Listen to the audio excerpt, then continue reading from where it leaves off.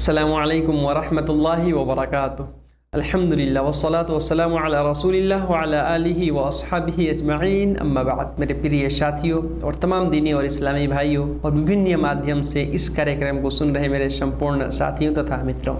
آج ہمارا یہ چھٹا پارٹ ہے۔ جیسا کہ میں نے کل اور پرسوں کے پارٹ میں بتایا تھا کہ امام محمد بن عبد الوہاب رحمۃ اللہ علیہ کی جو یہ اتکرشٹ کتاب القواعد الاربع یعنی 4 مول نیم کی ویاکھیا ہم کر رہے ہیں، انہوں نے یہاں پہ 4 مول نیم جو بتائے ہیں وہ یہی کہ انسان غیر اللہ کی عبادت کو چھوڑ کر کے اللہ کے اترکت جو دوسری چیزوں کی پوجا پاٹ لوگ کرتے ہیں اس کو چھوڑ کے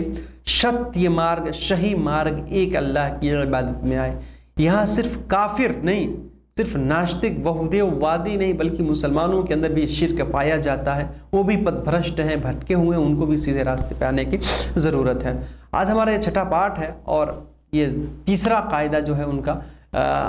یہ وہ بیان کرتے ہیں۔ اس کتاب کے لکھک کہتے ہیں کہ ان النبی صلی اللہ علیہ وسلم ظہر علی اناس متفرقین فی عبادتہم، منهم من يعبد الشمس والقمر ومنهم من يعبد الملائكة ومنهم من يعبد الأنبياء ومنهم من يعبد الصالحين ومنهم من يعبد الأشجار والأحجار وقاتلهم رسول الله صلى الله عليه وسلم ولم يفرق بينهم۔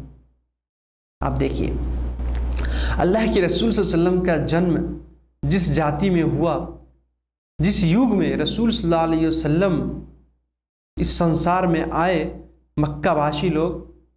وہ ایک دم اندھکار میں تھے، پد بھرشٹ تھے، کسی بھی طرح سے ان کو مارگدرشن نہیں مل رہا تھا، بس وہ غیر اللہ کی اللہ کے اترکت دوسری بنائی ہوئی وستوؤں کی پوجا میں ایک دم لپت تھے۔ ان میں سے صرف لوگ مورتی کی پوجا نہیں کرتے تھے، وہ صرف مورتی کی پوجا، مورتی کو غیر اللہ نہیں کہتے تھے، بلکہ ان میں سے بہت سارے لوگ ایسے تھے جو چاند اور سورج کی پوجا کرتے تھے، ستاروں کی پوجا کرتے تھے، اور اس میں سے کچھ لوگ فرشتوں کی بھی پوجا کرتے تھے، فرشتوں کی پوجا کرتے تھے، ان کی عبادت کرتے تھے، اور ان میں سے کچھ لوگ انبیاء جو اللہ کے رسول اور نبی ہوتے ہیں ان کی بھی عبادت کرتے تھے۔ یہاں تک کہ ابراہیم علیہ السلام، اسماعیل علیہ السلام، ان کی بھی مورتی بنا کر کے لوگوں نے رکھ دی تھی۔ اسی طریقے سے وہ لوگ جو اللہ کے پرتشٹھت بھکت، جو نیک لوگ ہیں، صالح لوگ، سداساری لوگ، ان کی بھی عبادت کرتے تھے۔ لات، منات، عزا، یہ کیا ہے؟ لات یہ اچھا آدمی تھا، لوگوں نے اس کی بھی مورتی بنا لی، ستو گھول کے پلاتا تھا لوگوں کو،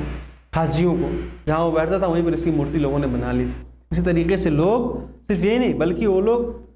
پیڑ، پودے، پتھر، برکس، ان تمام چیزوں کی لوگ پوجا کرتے تھے۔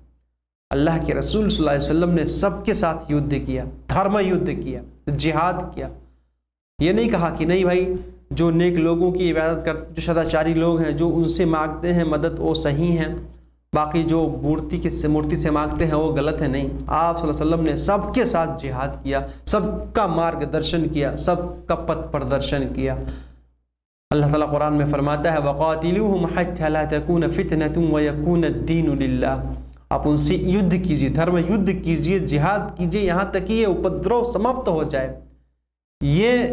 غلط چیزیں جو ہیں ختم ہو جائیں اور سارا دین دھرم واستو میں کیول ایک اللہ کے لیے ہو جائے۔ جب تک ایسا نہیں ہوگا تب تک آپ ان سے یدھ کیجیے۔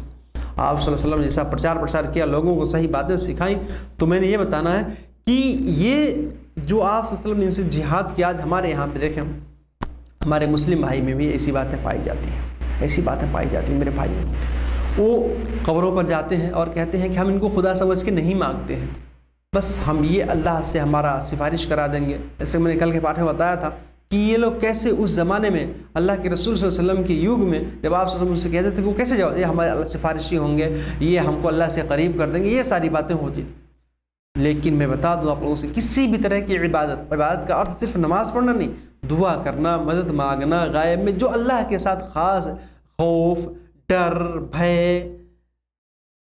یہ تمام چیزیں، آکانکشا، اچھا، ابھلاشا، جو اللہ کے ساتھ ہم کو رکھنی چاہیے، کسی اور کے ساتھ ہم ہرگز نہ رکھیں، کسی اور کے ساتھ ہم ہرگز نہ رکھیں، کوئی بھی کمپرومائز، کوئی بھی سمجھوتا نہیں ہونی چاہیے۔ عبادت اللہ اپنے کام گڑ وشیشتا میں ایک ہے، اس کا کسی کو بھی ہم سہبھاگی نہیں کریں گے، کسی سے بھی مدد نہیں مانگ سکتے،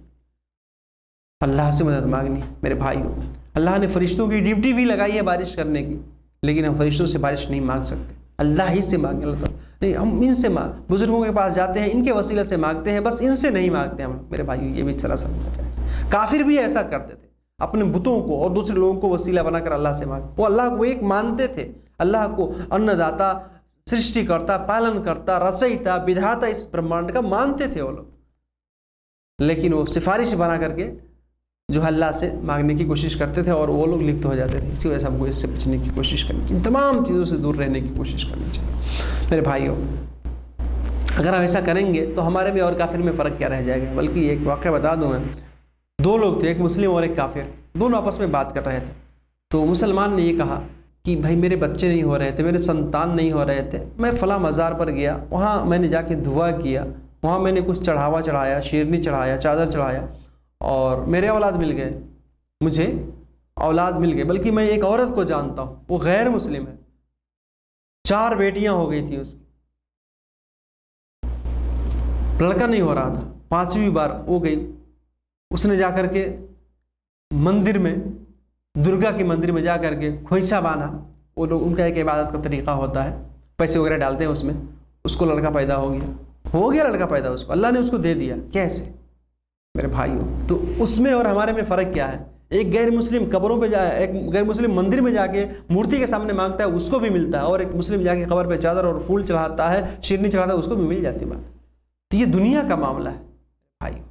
دنیا کا معاملہ۔ دنیا میں ایک غیر مسلم اتنا گندا، اللہ کی بات کبھی نہیں کرتا، پھر بھی ایک دم پرسن ہے، خوشحال ہے، سمپن ہے، خوشحال ہے، کوئی اس کو ٹینشن نہیں۔ لیکن جان لیجیے آخرت میں اللہ تعالیٰ ایک کڑ کڑ کا حساب لے گا۔ اسی وجہ سے ہم کو صحیح راستے پر آنا ہے۔ اللہ کی عبادت میں کسی بھی طرح کی کوئی سمجھوتا نہیں ہونی چاہیے، ہم کو اس بات کو سمجھنے کی کوشش کرنی چاہیے میرے بھائی، اور بھی تمام باتیں ہم کو سمجھیں، ساری باتیں، اور جو ہے صحیح راستے پہ آنے کی کوشش کریں۔ آج کا جو میرا ٹاپک ہے وہ یہ ہے کہ جو سورج کی عبادت، جو اس کتاب کے لیکھک کہتے ہیں وَمِنْهُمْ مَن يَعْبُدُ الشَّمْسَ وَالْقَمَرَ، وہ لوگ سورج اور چاند کی عبادت کرتے تھے، جبکہ اللہ تعالیٰ نے کیا فرمایا ہے کہ وَمِنْ آيَاتِهِ اللَّيْلُ وَالنَّهَارُ وَالشَّمْسُ وَالْقَمَرُ لَا تَسْجُدُوا لِلشَّمْسِ وَلَا لِلْقَمَرِ وَاسْجُدُوا لِلَّهِ الَّذِي خَلَقَهُنَّ إِن كُنتُمْ إِيَّاهُ تَعْبُدُونَ۔ اللہ نے فرمایا کہ اللہ کی نشانیاں ہیں، سورج اور چاند یہ اللہ کی نشانیوں میں سے ہے، رات کا آنا، پھر ختم ہونا، پھر دن کا آنا، پھر رات آ جانا، یہ دن اور رات جو بدلتے رہتے ہیں، رات اندھیرا اجالا، سورج اور چاند جو ادے ہوتے رہتے ہیں، یہ اللہ کی نشانیوں میں سے ہے، یہ اللہ کے چمتکار ہے۔ فرمایا لا تسجدوا للشمس، تم سورج کی عبادت مت کرو، سورج کے سامنے ڈھوک مت کرو، چاند کی عبادت، چاند کی پوجا مت کرو، واسجدوا للہ الذی خلقہن، بلکہ تم اس ذات کی عبادت کرو جو شر و شکتیمان اللہ ہے، جس نے ان کی سرشٹی کی ہے، جس نے سورج اور چاند کی سرشٹی کی ہے، تم اس کی عبادت کرو، اس کی آرادھنا اور بھکتی کرو، اس کی پوجا پاٹ کرو۔ اگر تم لوگ سچ میں اللہ کی عبادت کرنے والے، ان کنتم ایاہ تعبدون، اگر تم واستو میں اسی کی آرادھنا، اسی کی بھکتی کرنے والے ہو، اسی کی عبادت کرنے والے ہو، تو میرے بھائیوں، تو ہمیں پتہ کیا چلا کہ کافر بھی سورج کو خدا سمجھ کے نہیں، بلکہ میں نے بہت سارے کافروں سے یہ سنا ہے، وہ کہتے ہیں کہ ہم تو اس کو بھگوان نہیں سمجھتے، سرشٹی کرتا تو اللہ ہے، بس سورج کے سامنے، صبح کے سامنے کھڑے ہونے، صبح کے وقت، صبح کے سمے کھڑے ہونے سے ہم کو انرجی ملتا ہے، تو آپ انرجی لیجئے، سورج سے دھوپ لیجئے، گھام لیجئے، اس سے اپنے جسم کو گرم کیجئے ٹھنڈی کے موسم میں، لیکن اس کی بات، وہ تو ایک سرشٹی کرتا اللہ ہے، تو آپ سرشٹی کرتا کو چھوڑ کے، میں نے بتایا کہ جو ویکتی بدھیمان ہے، پرتیبھا شالی ہے، تھوڑا سا بھی اس کے پاس دماغ ہے، تو وہ سرشٹی کرتا، پالن کرتا کو چھوڑ کے سرشٹی کی پوجا نہیں کرے گا، بنائی ہوئی وستوؤں کی پوجا کبھی نہیں کرے گا، کیونکہ اللہ تعالیٰ کا یہ فرمان ہے، اللہ تعالیٰ نے سنسار کی ساری چیزیں ہمارے لیے بنائی ہیں، اللہ کی عبادت کریں گے، یہ ساری چیزیں ہم کو فائدہ دیں گے۔ بہرحال ہم کو سورج کی پوجا سے دور رہنا چاہیے۔ رسول صلی اللہ علیہ وسلم کے یگ میں ایک بت تھا، ایک مورتی ان کی تھی جس کا نام شمس تھا، لوگ اس کی بھی پوجا کرتے تھے اور سورج کی بھی پوجا کرتے تھے،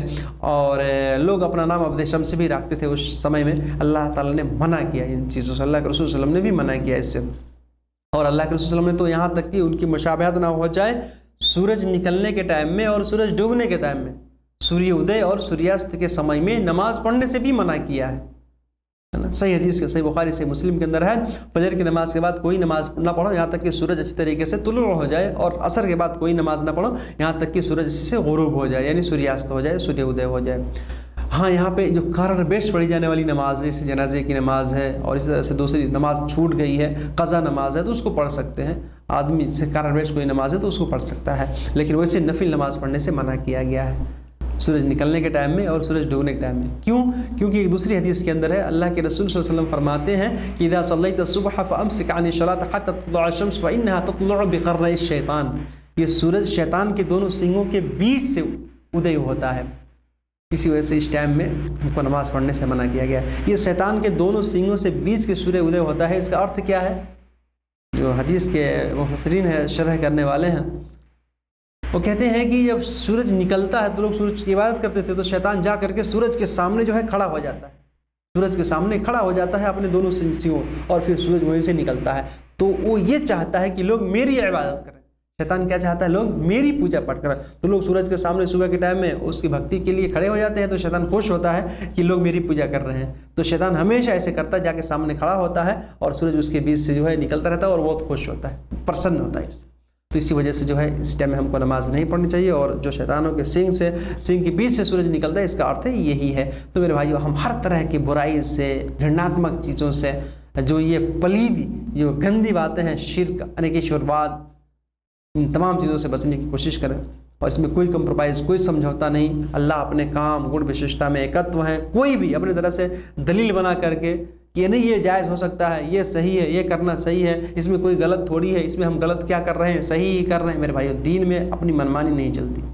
دین اصل وہی ہے جو اللہ نے بتایا، دین اور شریعت اصل وہی ہے جو رسول صلی اللہ علیہ وسلم نے ہم کو بتایا، ہم کو اسی کو فالو کرنا ہے، تب ہم کامیاب ہو سکتے ہیں۔ اللہ تعالی ہم سب کو کہنے سننے سے عمل کرنے کی توفیق عطا فرمائے۔ انشاءاللہ جو لوگ فرشتوں کی عبادت کرتے تھے، اللہ نے اس کا کھنڈن کیسے کیا ہے، جو لوگ نیک لوگوں کی عبادت کرتے تھے اس کا کھنڈن کیسے کیا ہے، یہ تمام باتیں انشاءاللہ ہم اپنے کل اور پرسوں کے پاٹھ میں انشاءاللہ کرنے کا پریاس کریں گے۔ اللہ تعالی ہم سب کا مارگ درشن کرے، ہم سب کو ستیہ مارگ دکھائے، آمین۔ والسلام علیکم ورحمۃ اللہ وبرکاتہ۔